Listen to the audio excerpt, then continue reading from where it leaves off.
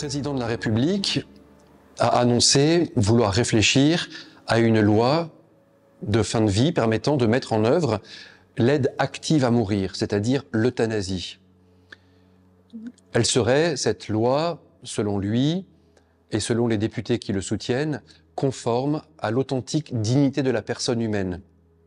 Et on comprend que dans l'intention du législateur qui réfléchit à cette question, il y a, faisons-leur crédit d'une intention droite, il y a le désir de permettre aux gens de mourir dans la dignité. C'est donc cette proposition de loi, la réflexion liée à cette loi, est donc une loi de compassion ou de miséricorde. Qui ne serait pas ému devant les souffrances extrêmes d'une personne au terme de sa vie, une personne souffrant d'une maladie incurable, une personne plongée dans une détresse psychologique maximale. Néanmoins, cette compassion, cette miséricorde, promue par les tenants de l'aide active à mourir, les tenants de l'euthanasie, l'Église s'y oppose avec la plus farouche énergie. Pour quelle raison ? C'est qu'en réalité, il en va de la juste compréhension de la dignité d'une personne humaine, et donc de la compréhension de ce qu'est authentiquement une personne. Une personne humaine est digne, quelles que soient les circonstances dans lesquelles se trouve plongée son existence actuelle. Qu'une personne soit heureuse ou malheureuse, en bonne santé ou en mauvaise santé, au commencement de sa vie, et je rappelle que sa vie commence à l'instant même de la conception, ou bien à l'opposé du spectre, au terme de sa vie, la personne est digne. Elle est digne, elle est aimée de Dieu, et sa vie est respectable, quoi qu'il en soit. La souffrance, la maladie, le grand âge, la déchéance ne viennent pas amoindrir ou faire perdre en dignité de quelque manière que ce soit ce qu'est une personne. Une personne vaut pour elle-même et par elle-même. Alors bien évidemment, cette dignité de la personne humaine nous oblige, et elle nous oblige à une véritable et authentique compassion. C'est celle que le législateur a déjà promue en mettant en place un plan de développement des soins palliatifs. Les soins palliatifs sont ces soins qui permettent d'accompagner une personne en fin de vie, une personne au bout de son existence, afin qu'à chaque étape de sa fin de vie, elle puisse être prise en charge physiquement par un accompagnement et un soulagement de la douleur, car la douleur est toujours une chose mauvaise, aussi bien qu'une prise en charge psychologique pour que cette personne puisse franchir les différentes étapes qui la conduisent jusqu'au dernier acte humain de sa vie, qui est celui de la mort, dans la plus grande dignité, dans un tissu de relations interpersonnelles qui font qu'elle ne se sente pas abandonnée, ni humainement, ni physiquement. Et les soins palliatifs, depuis plusieurs mandatures, ont peine à se mettre en place, car il y a d'un côté la législation qui les promeut, et de l'autre le fait que, dans la réalité, le manque de moyens, le manque de personnel est criant. Je vous invite, à ce propos, sur les soins palliatifs, à lire le livre de M. Erwan Le Moredec, avocat connu sous le nom de blogueur Cause Toujours, qui s'investit énormément dans l'accompagnement de personnes en fin de vie. Et que constatons-nous dans les soins palliatifs ? Qu'une personne qui demande à mourir le fait parce qu'elle se sent désespérée ou parce qu'elle souffre trop, parce qu'elle souffre principalement, non pas d'une douleur physique, même si celles-ci peuvent être intolérables ou à la limite du supportable, mais qu'elle souffre de n'être pas écoutée, pas entendue, pas aimée. Et voilà le véritable enjeu des soins palliatifs. Voilà le véritable enjeu de la compassion qui est demandée à toute personne de bonne volonté face à une personne en fin de vie ou dans une détresse psychologique ou spirituelle extrême. Sommes-nous prêts à aimer nos frères dans leur plus grande détresse jusque-là? Et que constatons-nous? Que fort peu d'entre nous sommes capables de sortir de notre zone de confort pour aller à la rencontre d'une personne dans sa plus grande détresse, au terme de sa vie quand elle est très âgée, au terme de la souffrance quand elle souffre trop, au terme du désespoir quand il semble qu'il n'y ait plus de solution humaine. Pourquoi avons-nous tant de mal à sortir de notre zone de confort? D'abord, il faut bien le reconnaître parce que nous sommes tous marqués par l'égoïsme, par la paresse, mais aussi parce que le constat de ces souffrances nous renvoie à notre propre finitude. Ce n'est pas un hasard, c'est un poncif de le dire, pardonnez-moi, ce n'est pas un hasard si nous avons évacué la mort du champ de notre conscience. On ne meurt plus à la maison, on meurt loin, à l'hôpital. On ne meurt plus entouré de sa famille, on meurt un peu esseulé. Et puis on fait venir le prêtre in extremis, quand la personne est déjà dans le coma, pour qu'elle ne puisse pas, cette personne en train de mourir, se rendre compte qu'elle est en train de mourir. Et l'on a l'idée que la bonne mort est celle qu'on ne voit pas venir, dont on ne se rend pas compte. Alors qu'en réalité, le témoignage des saints, le témoignage des moines, il nous enseigne qu'il est bon d'être conscient de la mort, parce que la mort, ce n'est pas une fin pour nous, elle est un témoignage d'un passage. Je quitte ce monde et je vais vers le Père. Mes yeux vont se fermer à la lumière de ce monde, oui, mais pour s'ouvrir à la lumière de Dieu. Et il est bon de faire ce passage en homme libre et conscient. Et l'euthanasie, que nous propose-t-elle? De régler la question par mode de facilité. Puisqu'il est mal de souffrir, alors tuons. Puisqu'il est mal d'avoir mal dans son cœur ou dans son âme, alors tuons.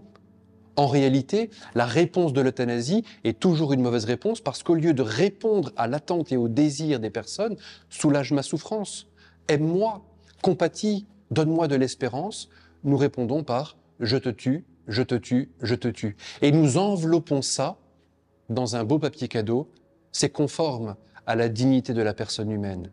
Alors qu'en réalité, c'est profondément un mensonge.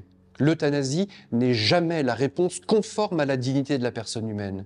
Ce qui est conforme, c'est de donner à nos frères et sœurs qui souffrent la réponse de notre charité, de ce temps que nous perdons gratuitement pour eux. Pourquoi?